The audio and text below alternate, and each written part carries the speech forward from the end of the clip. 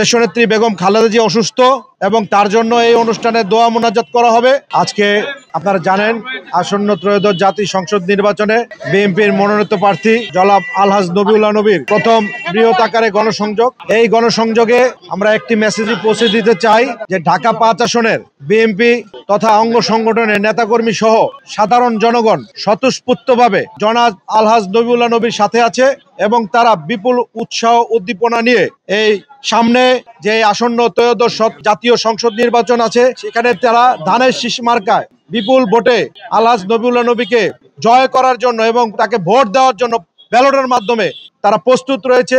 এটি তারা প্রমাণ করতে চাচ্ছে এই গণসংযোগের মাধ্যমে।